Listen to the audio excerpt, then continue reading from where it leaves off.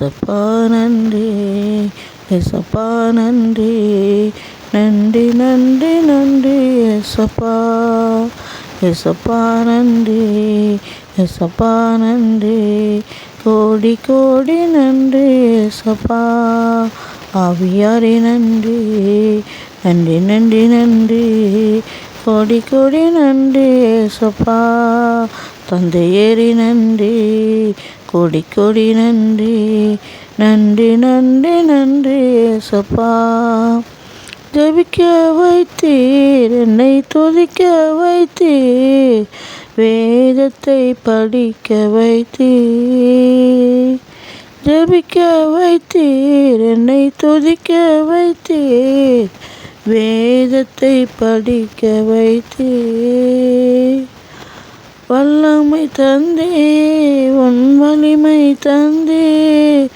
என்னாலும் என்னோடிருந்தே, ஏசப்பா நன்றி, ஏசப்பா நன்றி, கோடி கோடி நன்றி ஏசப்பா, உயிரை தந்தீர் அப்பா, உறவை தந்தீர், உயிரை தந்தீர் அப்பா, உறவை தந்தீர், நலன்கள் பல தந்தீரே, ஆற்றல் தந்தே, வலிமை தந்தே, அனைத்துமே எனக்கு தந்தே, ஏசப்பா நன்றி, ஏசப்பா நன்றி, நன்றி நன்றி நன்றி ஏசப்பா, கனிகள் தந்தீர், உந்த கொடைகள் தந்தீர், கனிகள் தந்தீர் அப்பா, கொடைகள் தந்தீர், தூய ஆவி தந்தீர்,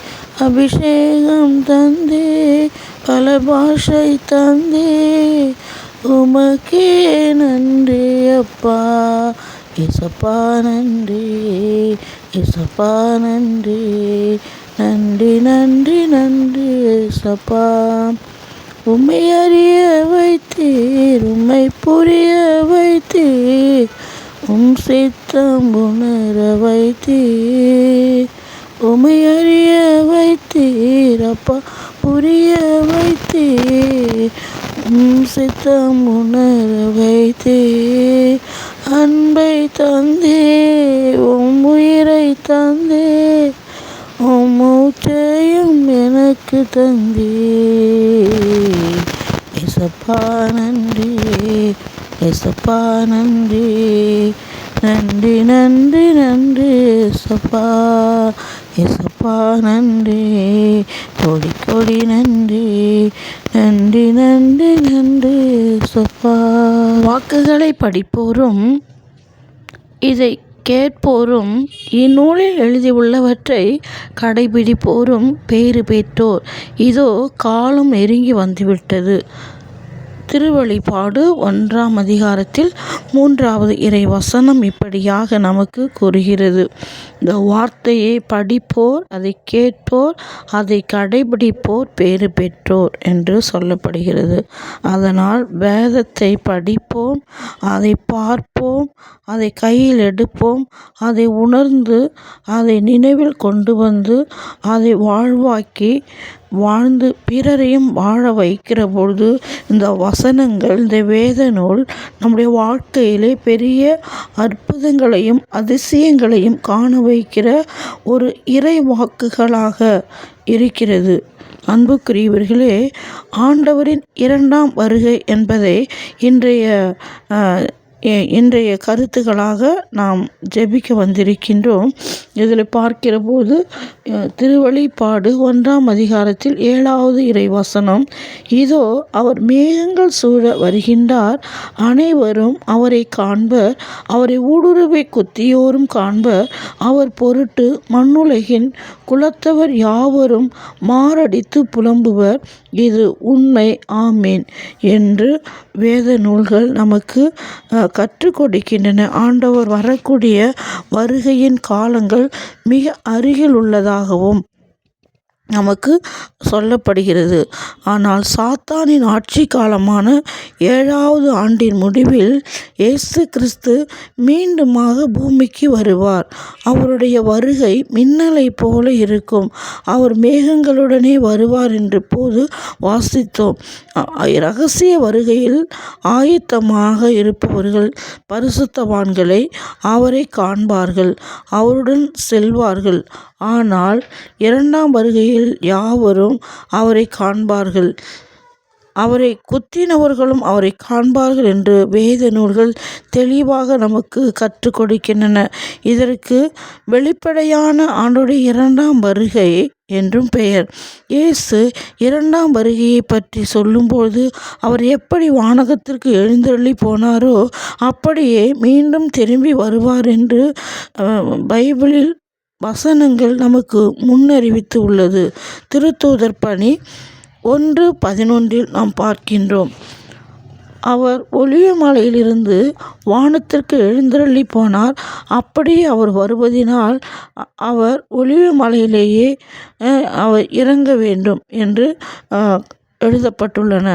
அவர் ஒலிவ மலையிலிருந்து வானகத்திற்கு எழுந்தருளி போனார். அப்படியே அவர் வருவதனால் அவர் ஒலிவ மலையிலேயே இறங்க வேண்டும். இதை குறித்து தான் சக்கரியா நூலில் 14:4 அவருடைய பாதங்கள் ஒலிவ மலையில் மேல் நிற்கும் என்று குறிக்கப்பட்டுள்ளது.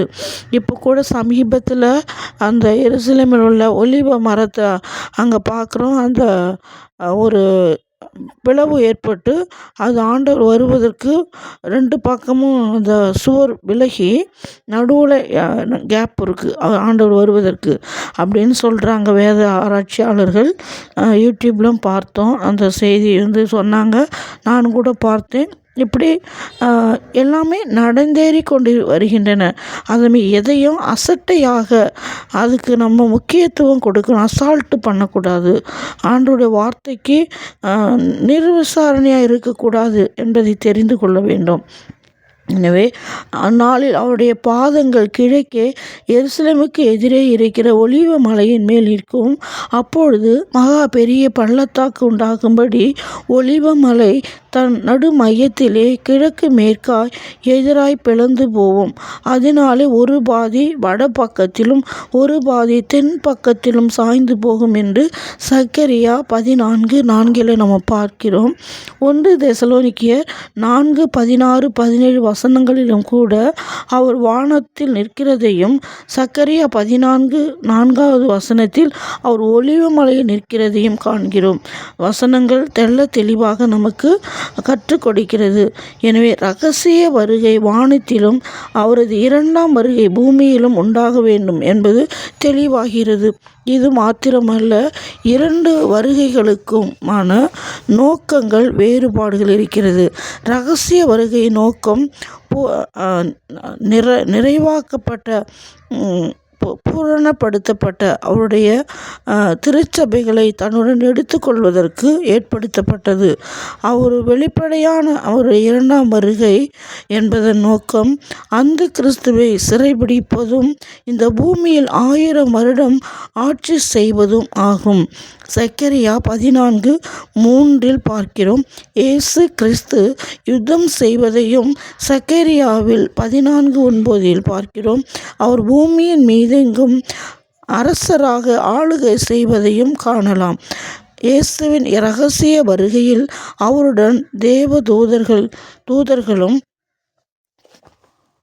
ஒரு பங்கு வானதூதர்களும் இயேசுவுக்குள் மரித்தோர்களும் வருவார்கள் என்று 1 தெசலோனிக்கேயர் 4:14-16 கூறுகிறது. 2ஆம் வருகையில் வானதூதர்களும் அவருக்குள் மரித்த அன்பர்களும் மற்றும் அவருடன் எடுத்துக்கொள்ளப்பட்டவர்களுமாகிய எல்லா தூதர்களும் எல்லா தூய்மையானவர்களும் வருவார்கள் என்று சக்கரியா 14:5 பார்க்கிறோம். சக்கரியா 14:5 உள்ள எல்லா என்ற வார்த்தையை கவனிக்கவும். 1 தெசலோனிக்க 4:14 குறிக்கப்பட்டுள்ள வருகையில் எல்லா தூயவர்களும் அவருடன் வரவில்லை என்பதை கவனிக்கலாம். எனவே இரகசிய வருகை கிடையாது எனவும் 2ஆம் வருகை மட்டும் உண்டு எனவும் சொல்வது தவறு. 2 சம்பவங்களும் இடையே நிறைய வித்தியாசங்கள் உண்டு. கூர்ந்து கவனித்தால் மட்டுமே இது நமக்கு புரியும். இயேசு கிறிஸ்தின் 2ஆம் வருகையில் இயேசு தமது ஜனத்திற்காகவும் தனது எருசலேமிற்காகவும் போராடுவார். அப்பொழுது அந்தி கிறிஸ்து தாக்கப்படுவான். தானியேல் 11:4-5 வசனங்களில் பார்க்கிறோம். அந்தி கிறிஸ்துவும் இறைவனோடு போராடுவதற்காக ராஜாக்களையும் மக்களையும் எபிரேய பாஷையிலே அர்மகதேன் என்று அழைக்கப்படும் மெகிதோ பள்ளத்தாக்கில் கூட்டி சேர்ப்பார்கள். திருவெளிப்பாடு 14:13-16 வசனத்தை பார்க்கிறோம். அங்கு நடைபெறும் யுத்தம் மகா பயங்கரமானதாக இருக்கும். சக்கரியா 14:1-15 பார்க்கிறோம். சக்கரியா 14:1-5 பார்க்கிறோம். இந்த யுத்தத்தின் முடிவில் இயேசு கிறிஸ்து அவர்களை ஜெயிப்பார். சாத்தானை பின்பற்றினவர்களையும் அந்தி கிறிஸ்துனுடையவர்களையும் அவர் தமது வாயிலிருந்து புறப்படும் பட்டயத்தினால் அழிப்பார். அவரது பிரேதங்களை பறவைகள் தின்று நிறைவடையும். அந்தி கிறிஸ்துவும் கள்ள தீர்க்கதரிசிகளும் பிடிக்கப்பட்டு அக்கினி கடலில் உயிருடன் தள்ளப்படுவார்கள் என்று திருவெளிப்பாடு 19:20-21 வசனங்களை நாம் பார்க்கிறோம். எனவே அன்புக்குரியவர்களே, இந்த 2ஆம் வருகையிலே இப்படி இந்த இறை வசனங்களை நீங்கள் வாசித்து பார்த்து அதை அறிக்கை செய்து அதை புரிந்து கொள்ள அது நம்பிக்கையோடு நீங்கள் அதை வாசிக்கும்படியாக மிக அன்புடனே உங்களை கேட்டுக்கொள்கிறேன். எனவே இறைவனுடைய வருகை சமீபமாக இருக்கிறது. இன்றைய காலத்திலே பார்க்கிறோம், எவ்வளோ பிரச்சனைகளை பார்க்கிறோம், எவ்வளோ இன்னல்களை தகாத ஒழுக்கக்கேடான வாழ்க்கைகள், முறைகேடான வாழ்க்கைகளை பார்க்கிறோம். எனவே நீதி மறுக்கப்படுகிறது, உண்மை மறுக்கப்படுகிறது, அன்பு குறைந்து போயிற்று, இரக்கம் குறைந்து போயிற்று. குடும்பங்களிலே சமாதானம் இல்லை, நாடுகளிலே போர் கலவரங்கள், நாட்டு தலைவர்களில் ஞானம் இல்லை, இன்னும் மக்கள் மத்தியிலே இரக்க குணம் இல்லை. காட்டு மிராண்டிகளைப் போல வாழக்கூடிய பல சூழல்கள் நம்மளை நெருக்குகிறது. இருக்கிற குணங்களையும் கூட அன்பை இழந்து போகிறோம். எனவே நாம் ஆண்டவரில் ஜெபிப்போம். ஆண்டவரில் இணைந்து அவருடைய சித்தம் என்ன என்பதை அறிந்து அவரை புரிந்து அவருடைய வேத நூல்களை தியானித்து ஆவியானவருக்கு நாம் செவிமடுத்து நாம் தினமும் வாழ்வோமானால் நம்முடைய ஜெப வாழ்க்கையில், நம்முடைய குடும்ப உறவுகளில், சமூக உறவுகளில், இறையோடு உள்ள உறவுகளில் நாம் எப்படி இருக்கிறோம் என்பதை ஆராய்ந்து அலசி பார்ப்போம். நம்மளை தயாரிப்போம், நம் குடும்பங்களை தயாரிப்போம். நம்மால் செய்யக்கூடிய வேலைகள் என்ன? ஆண்டவரை மகிழ்ச்சிப்படுத்தக்கூடிய, ஆண்டவர் வருகிற பொழுது நாம் கைவிடப்படக்கூடாது. அன்று 10 கன்னியர்களில் 5 அறிவெளிகளும் 5 அறிவற்றவர்களும் விளக்குகளை வைத்திருந்தார்கள். 5 பேர் மட்டும் விவேகமாக நடந்து கொண்டார்கள். ஆண்டவர் மேகங்களிலிருந்து வரப்போகிறார், மானிட மகன் வரப்போகிறார் என்று எக்காலம் முழங்கிய பொழுது அந்த 5 மட்டும் விழிப்போடு இருந்து ஆண்டவரோடு எடுத்து செல்லப்பட்டார்கள் என்று பார்க்கிறோம். இன்னும் 5 அறிவிலிகள் அவர்கள் எண்ணெயும் இல்லை, விளக்கில் எண்ணெயும் இல்லை, அதற்கு வேண்டிய அந்த நூல்களும் இல்லை. எனவே அவர்கள் ஓடுகிறார்கள். கடைசி நேரத்தில் அவர்கள் திகிலுறுகிறார்கள், பதற்றப்படுகிறார்கள், அங்குமிங்குமா அலைந்து ஓடுகிறார்கள். அவர்கள் சரிப்படுத்தி வருவதற்கு முன் ஆண்டவருடைய கதவு, பரலோகத்தின் கதவு அடைக்கப்பட்டு விட்டது. அவர்கள் தள்ளப்பட்டவர்களாக, கைவிடப்பட்டவர்களாக வேதத்தை பார்க்கிறோம். இப்படி நாமளும் கூட இருந்திடக்கூடாது அன்புக்குரியவர்களே. அதிகாலையில் 3 மணியிலிருந்து 6 மணி வரைக்கும் ஆண்டவருடைய வருகையுடைய அட்டண்டன்ஸ் நமக்கு எடுக்கப்படும். தூதர்களோடு மேகங்களிலோடு எக்கால தொனி முழங்க தினம்தோறும் ஆண்டவர் வருகிறார்.